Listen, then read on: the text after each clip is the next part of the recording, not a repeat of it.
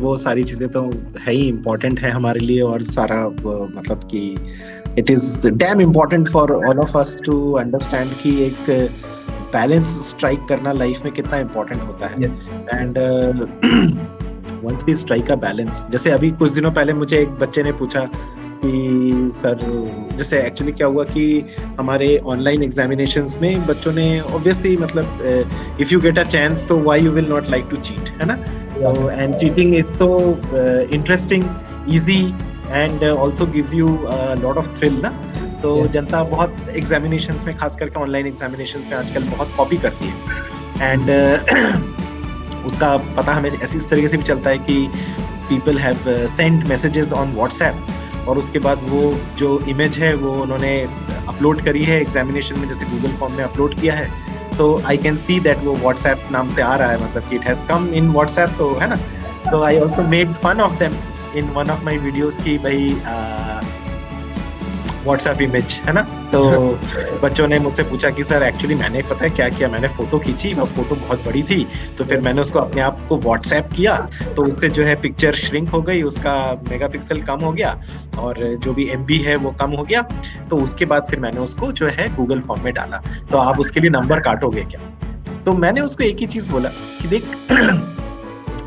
If I am teaching you and you are still copying in the examination, and you are still cheating in the examination, so it is my fault. As a teacher, I could not make you aware that you should not cheat, you should not copy, because that is not going to take you anywhere. Like suppose if I am a teacher and I am unable to teach in the class, so you will not be interested in my course, and if you are not interested in me or my course or my teaching, so somewhere down the line I have faulted, not you. तो I cannot punish you for that. Yes, ये जरूर है कि if you have copied and दोनों files एक ही नाम से हैं, या दोनों जो चीजें हैं वो एक ही नाम से हैं, या आपके फाइल में जो है किसी और का नाम लिखा हुआ है ना, कि भाई हम बोलते हैं ना कि आप अपने एग्जामिनेशन में नाम लिखो, कि नेम और एंट्री नंबर लिखो, सो दैट कि आपने जो अपलोड किया है वो आप ही के नाम से हो, मतलब आपने किया है ना. तो अब जैसे कि मेरे फाइल में जो है सुधाकर कुमार लिखा आ रहा है, या सुधाकर कुमार में जो है मेरा नाम लिखा आ रहा है, तो ऑब्वियसली समझ में आता है कि मैंने किया है और तूने अपलोड किया है, या तूने किया है और मैंने अपलोड किया है. तो in that case we are forced to deduce marks, or else we are not deducing marks or not taking anything like that, because we know कि more or less everybody is copying and we cannot catch hold of them. The maximum which we can do is to make you learn certain things through online courses or through any kind of teaching for that matter. Online में चीजें पकड़ना आसान है, चीजें नहीं पकड़ना भी मुश्किल है, या पकड़ पाना भी मुश्किल है, अलग अलग रेंज में फॉलो करना. सिमिलरली ऑफलाइन में भी कुछ चीजें पकड़ना आसान थी, लेकिन कुछ चीजें नहीं पकड़ पाती, है ना. तो बात पकड़ने या नहीं पकड़ने की मतलब मेरे ख्याल से नहीं है.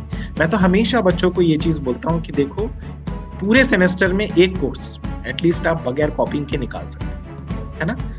आप अगर जिंदगी में सिर्फ एक सेमेस्टर में एक कोर्स बगैर कॉपी किए, बगैर चीट किए, बगैर किसी से देखे, बगैर किसी से पूछे निकालने की सोच लो, तो आई एम 100% श्योर कि आने वाले 4-5 साल में आप हर एक चीज बगैर कॉपी किए, बगैर किसी से देखे सीखने की कोशिश करोगे, समझने की कोशिश करोगे और करने की भी कोशिश करोगे, है ना.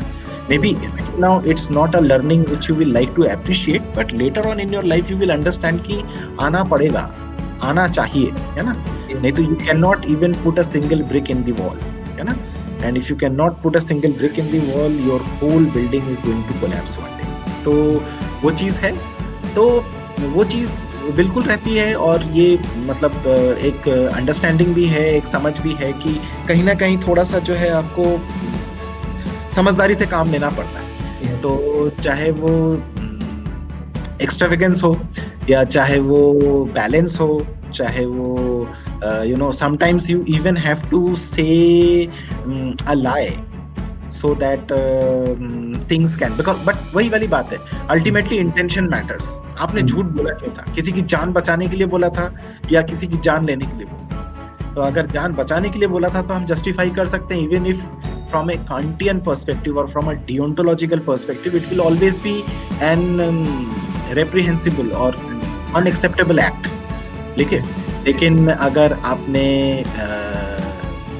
झूठ नहीं बोला और किसी की जान चली गई और झूठ बोल के उसकी जान बचा सकते थे, तो कहीं न कहीं किसी न किसी थ्योरी ऑफ एथिक्स में या अंडरस्टैंडिंग में कहेंगे कि नहीं, काम ठीक किया आपने, है ना?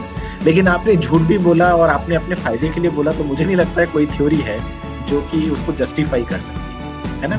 तो वो चीज़ है और वही चीज़ को समझना पड़ता है, क्योंकि पढ़ाई-लिखाई ये वो सारी चीज़ें अल्टीमेटली हमें एक ही तरफ लेके जाएगी, एंड दैट इज़ कि for our own betterment and for the betterment of the society. तो वो चीज़ कहीं न कहीं बहुत इम्पोर्टेंट भी होती है, सीखना भी पड़ता है, समझना भी पड़ता है, समझाना भी पड़ता है, सारी चीज़ें। आज हम उस एज में हैं जहाँ पे हमें लोगों को समझाना ज़्यादा पड़ता है, लेकिन खुद को भी समझना पड़ता है बहुत बार, खुद जी, को भी सीखना पड़ता है बहुत बार, बहुत सारी चीज़ें। और बच्चे उठते-बैठते बड़ी सारी चीज़ें सिखाते भी हैं, ऐसा नहीं है। तो वी लर्न फ्रॉम देम। हाँ, बट यही है कि मतलब not only about interviews but about the whole of our lives, मेरे ख्याल से यही चीज़ ध्यान देनी पड़ती है कि कहीं तो कुछ चीज़ें हैं जो कि थोड़ा-सा मतलब ठीक से करना आना चाहिए या ठीक से करें एंड बेटर तरीके से हो पाएँ और दूसरों का भी थोड़ा-सा बेटरमेंट हो जाए, मेरे ख्याल से। Yes sir.